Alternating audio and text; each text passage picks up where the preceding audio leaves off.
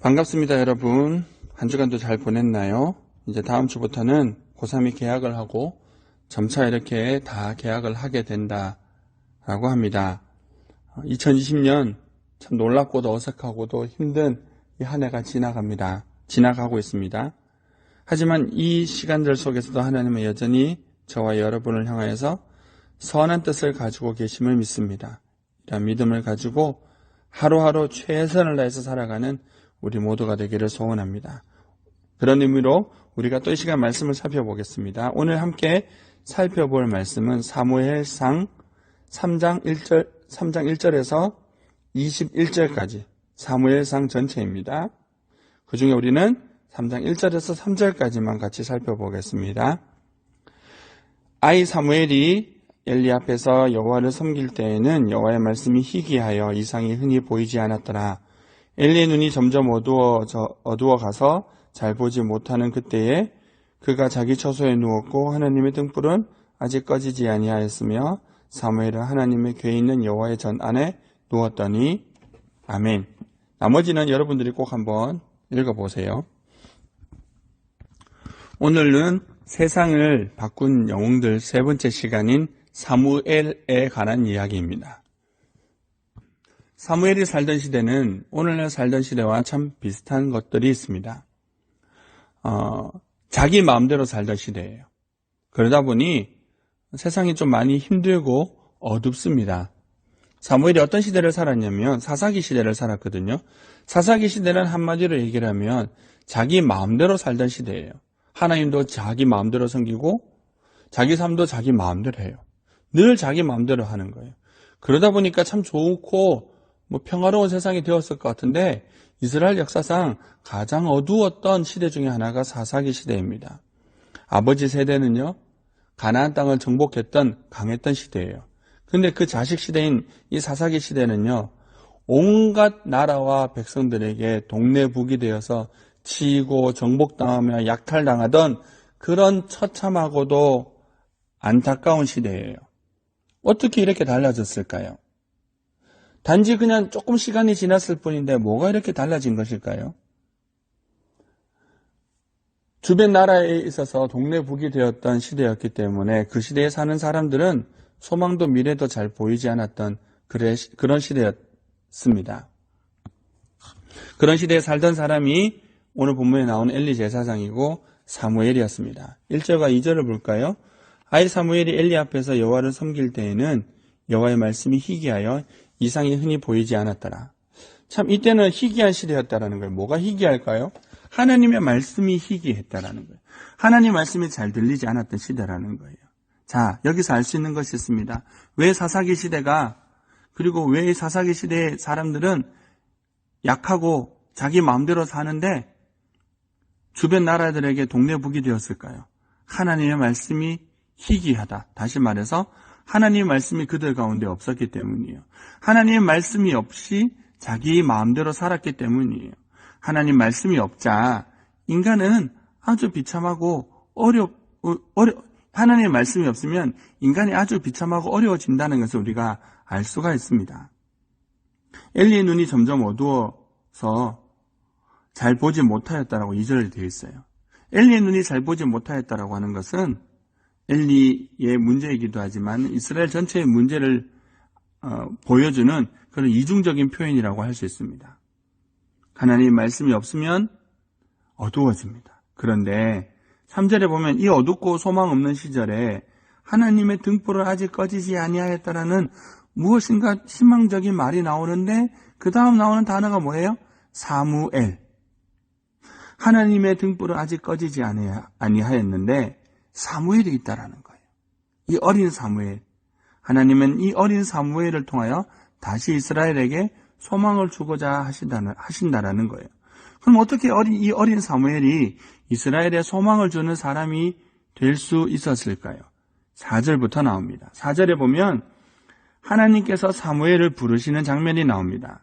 자그마치 4번이나 부르세요. 근데 문제는 하나님의 음성을 들어보지도 못했던 사무엘은 3번의 하나님의 음성을 듣고 어떻게 반응하냐면 엘리 제사장을 찾아갑니다.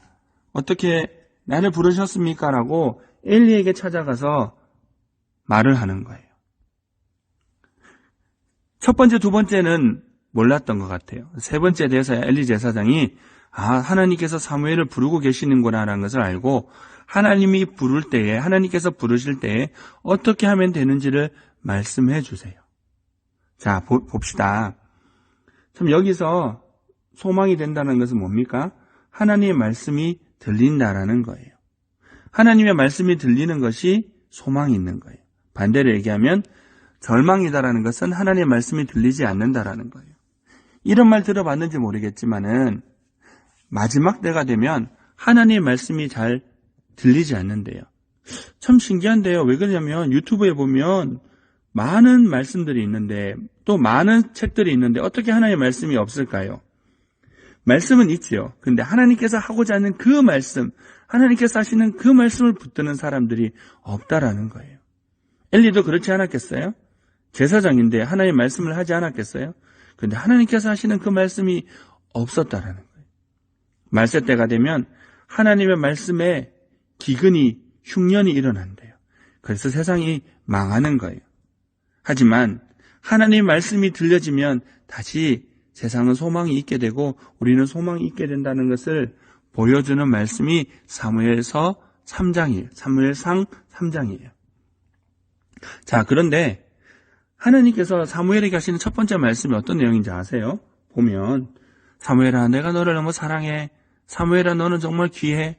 사무엘아, 너를 통해 이 세상은 좋아질 거야 라고 하는 이런 멋진 말씀이 아니라 하나님께서 사무엘에게 하신 말씀은 네가 섬기는 엘리 제사장의 집안은 다 망할 거야. 네가 섬기는 엘리 제사장의 집안은 다 죽을 거야 라고 하는 이런 어마무시한 말씀을 하나님은 들려주셨어요. 왜 이런 말씀을 들려주셨을까요?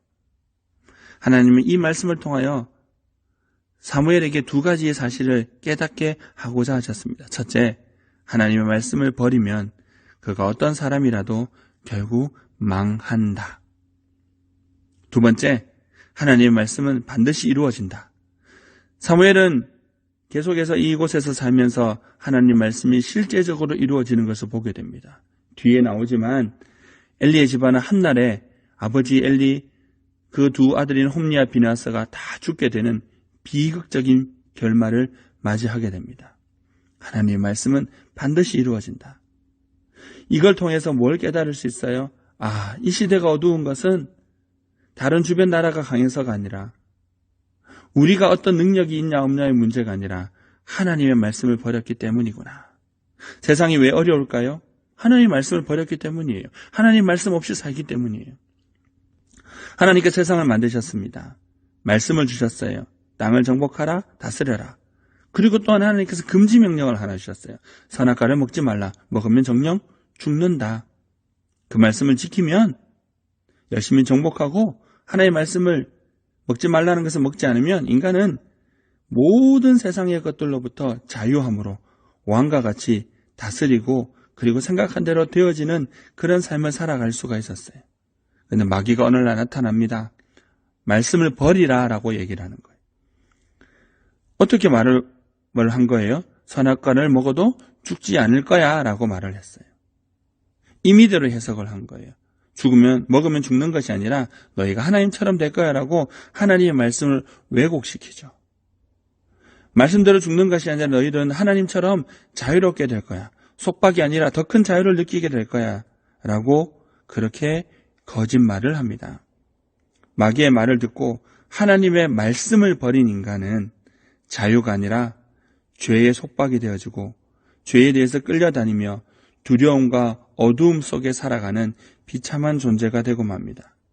그 이전에는 마음먹은 대로 되는데 이제부터는 내 인생임에도 불구하고 내 마음먹은 대로 되지 않는 기가 막힌 현실 속에서 살게 된 거예요. 어느 누가 죽고 싶을까요? 어느 누가 불행하고 싶을까요? 근데 안 되잖아요. 왜 안 될까요?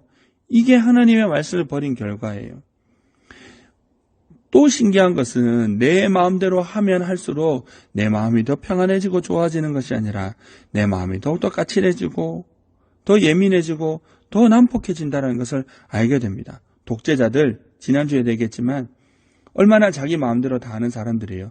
근데 그들이 착해요? 얼마나 포악한지 몰라요? 그들이 평안해요. 얼마나 두려운지 몰라요. 내 마음대로 하는데도 불구하고 그 두렵고 불안하고 내 마음이 친절과 배려와 그런 온유함은 나타나지 않는다라는 것을 그런 독재자들을 통해서 볼 수 있습니다. 그리고 이 땅에서 그렇게 자기가 원하는 대로 살아가다가 하나님 말씀 없이 자기가 원하는 대로 살아가다 결국은 인간이 하나님 말씀대로 죽게 된다라는 것을 알게 우리가 보게 됩니다. 하나님은 사무엘에게 말씀하셔서 알게 하고자 하시는 것이 있으셨어요. 하나님의 말씀을 버리면 죽는다. 하나님의 말씀은 반드시 이루어진다라는 거예요. 하나님께서 이렇게 사무엘에게 말씀하신 것은 그 사무엘을 지키셔서 사무엘을 통하여 그 시대를 바꾸고자 하셨기 때문이에요. 사무엘이 하나님의 말씀을 떠나지 못하도록 하시기 위해서요. 무섭게 해서 공포 가운데 독재자처럼 내 말을 듣지 않으면 죽을 거야 라고 하는 말씀을 하기 위해서가 아니라 복되게 살게 하기 위해서, 하나님의 말씀을 버리는 것이 얼마나 비참하고 무서운 것인가를 깨닫게 하기 위해서 어릴 적부터 하나님의 말씀을 듣는 자가 되게 하시기 위해서 그러는 거예요. 말씀을 듣는 것이 정말 중요합니다. 영어, 수학, 그 어떤 것을 배우는 것보다 하나님의 말씀을 먼저 듣고 하나님의 말씀을 붙들고 사는 것이 정말 중요합니다. 그렇게 하나님의 말씀을 붙들고 살자 사무엘은 어떻게 됩니까? 19절 말씀을 보면 사무엘이 자라매 여호와께서 그와 함께 계셔서 그의 말이 하나도 땅에 떨어지지 않게 하시니, 사무엘의 말이 하나도 땅에 떨어지지 않았대요. 이 말이 뭘까요? 사무엘이 말하는 대로 다 되어졌다라는 거예요. 어떻게 그럴 수 있어요? 사무엘은 어떤 것만 붙들고 산 사람이에요? 하나님의 말씀만 붙들고 산 사람이잖아요. 하나님의 말씀은 반드시 이루어지는 것이잖아요. 그러니까 사무엘이 한 말도 다 이루어지는 거예요. 말에 능력이 있게 됐어요. 말에 능력이 있으니까 사람들은 어떻게 할까요? 따르지요. 지도자가 된 거예요. 선지자인 줄 안 거예요. 하나님께서 보내신 사람이구나. 저 사람 말을 들어야겠구나. 그리고 하나님은 21절 보면 여호와께서 실로에서 다시 나타나시되, 그 뒤에 보면 실로에서 여호와의 말씀으로 사무엘에게 자기를 나타내시니라. 하나님은 말씀을 통하여 사무엘에게 자신을 나타내셨어요. 하나님은 오늘날도 말씀을 통해서 자신을 우리들에게 보여주세요. 하나님의 뜻을 알게 해주세요. 이런 설교를 통하여 하나님께서 우리가 무엇을 듣고 무엇을 생각해야 되는지를 알게 해주신다라는 거예요.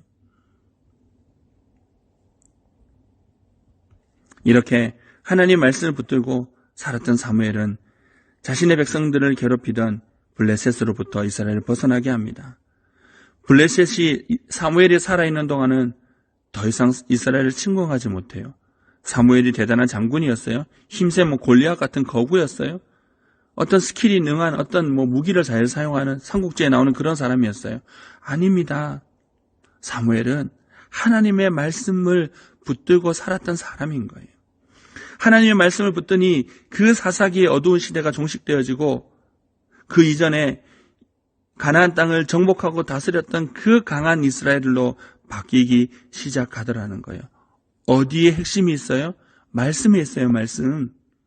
새로운 시대를 여는 사람은 어떤 사람일까요? 말씀을 들을 수 있는 사람이에요. 말씀을 듣고 말씀을 붙잡는 사람이에요. 말씀을 들으니 새로운 세상이 되는 거예요. 말씀을 들으니 새로운 삶이 시작되는 거예요. 말씀을 들으니 소망이 생겨졌고, 말씀을 들으니 리더십이 생긴 거예요. 말씀이 중요한 거예요. 이런 모습이 바로 누구의 모습이냐면 예수님의 모습이세요. 예수님이 이 땅에 오셨을 때 이 땅은요, 이스라엘 백성들 입장에서는 가장 가난하고 가장 처량한 시절이었어요. 로마의 식민지로 그렇게 살았던 시절이에요. 예수님은 이 땅에 어떤 세상에 오셨어요? 죄로 인하여서 절대적인 절망 속에서 영원히 망할 수밖에 없는, 소망이 없는, 그 누구도 잘났다고 생각하고 살지만 결국은 망할 수밖에 없는 절대적인 절망스러운 세상에 오신 거예요. 그분은 오셨을 때 말씀으로 오셨어요. 요한복음 1장 1절의 말씀처럼. 어두운 시대에 말씀으로 오셨어요. 왜 예수님은 말씀으로 오셨을까요? 인간이 말씀을 버렸기 때문에 불행해진 거잖아요. 예수님께서 하신 일은 무엇인 줄 아세요? 말씀을 듣게 하셨어요. 예수님은 말씀을 가르쳐 주셨어요.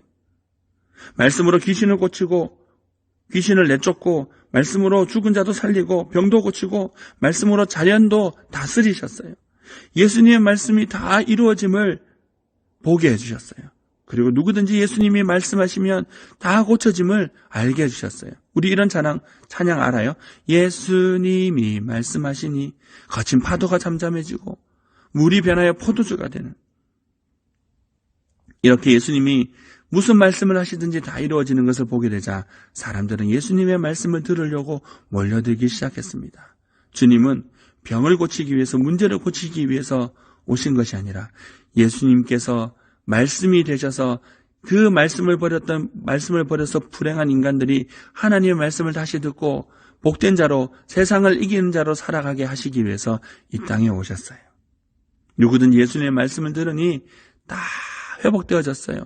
예수님의 말씀을 들으니 그렇게 자신을 힘들게 하던 문제들이 사라지고 소망을 하게 되었어요. 예수님의 말씀을 들으니 자신의 힘으로 해결할 수 없어서 절대적인 절망 속에 살아간다라고 생각했던 모든 사람들의 삶이 바뀌어지게 되었어요.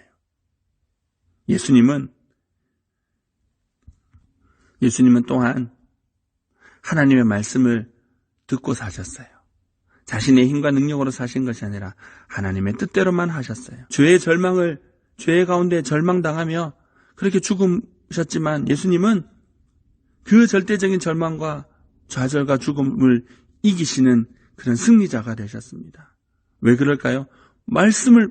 하나님의 말씀을 붙들고 사시니, 하나님의 말씀을 붙더니 죽음을 이기더라는 거예요. 그 예수님에게는 이중적인 의미가 있는 거예요. 첫 번째는요, 예수님 자신이 하나님이시기 때문에 예수님을 따르도록 하는 첫 번째가 있고, 두 번째는 인간으로 오신 예수님이 하나님의 말씀을 듣는 자로서, 하나님의 말씀을 붙잡고 사는 자로서 어떻게 살아야 되는지를 보여주시는 그런 이중적인 의미가 있어요. 공통분모는 뭐예요? 말씀이에요, 말씀.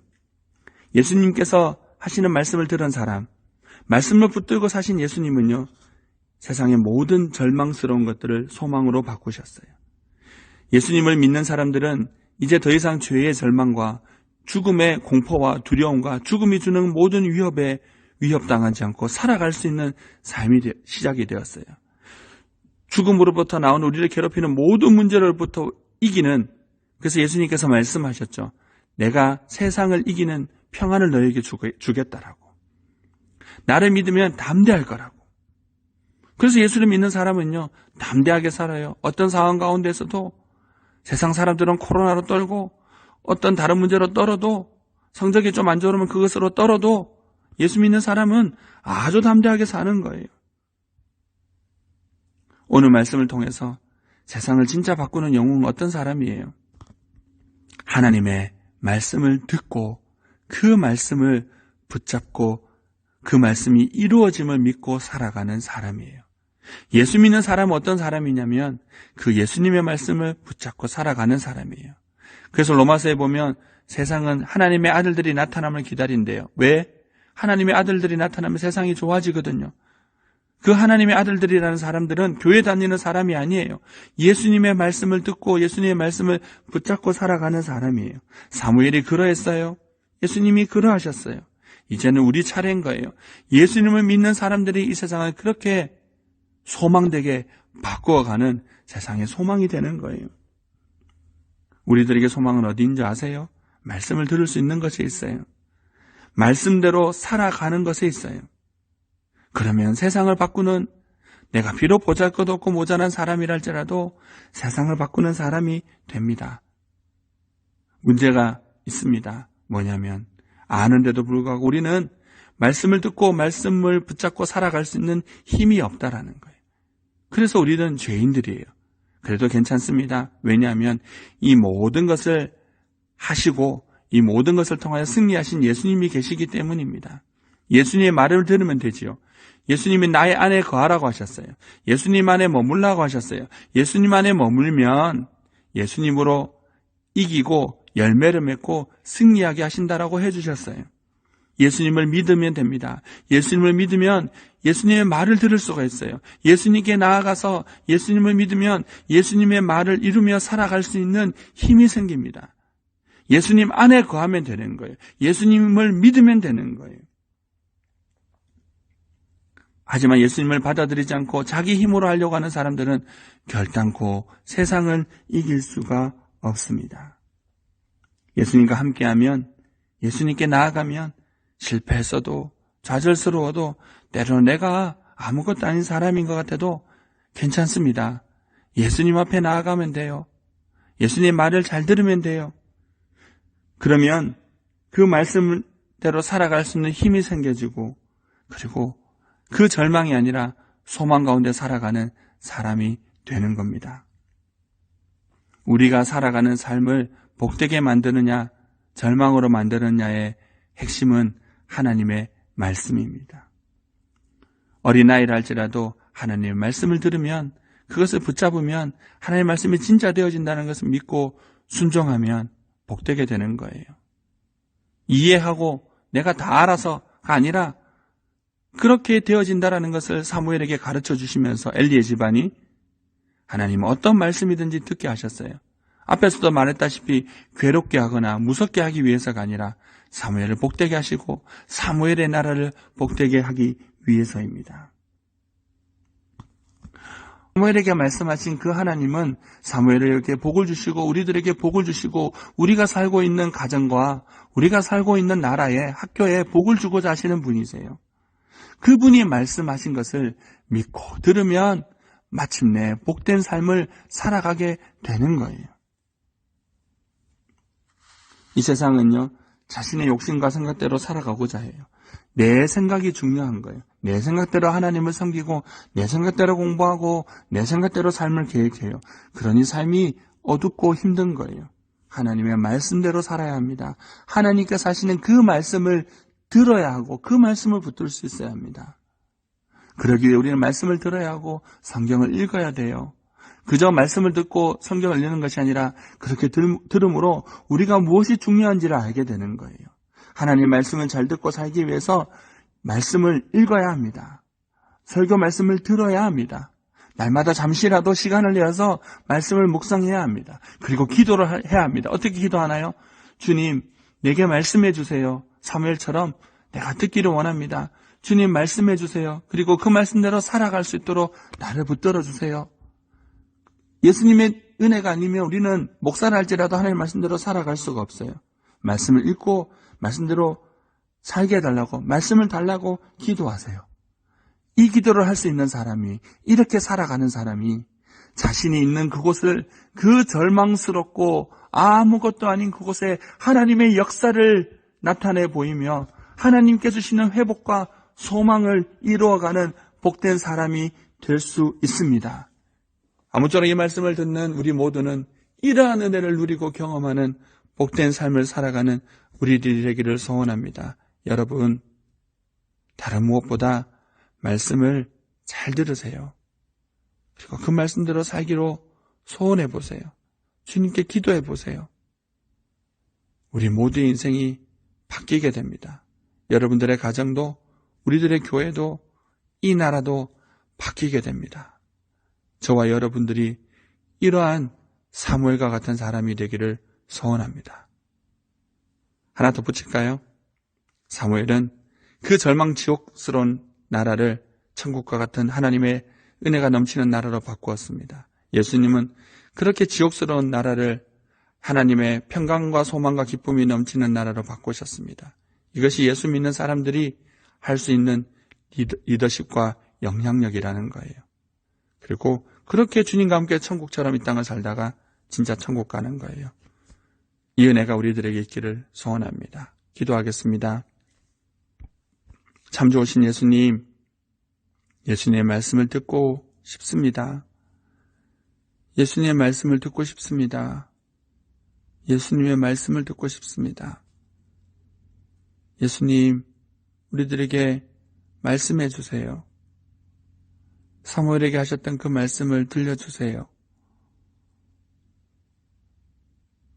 이 땅에 오셔서 그 수많은 절망스러운 사람들에게 들려주셨던 그 말씀을 우리들에게 들려주세요.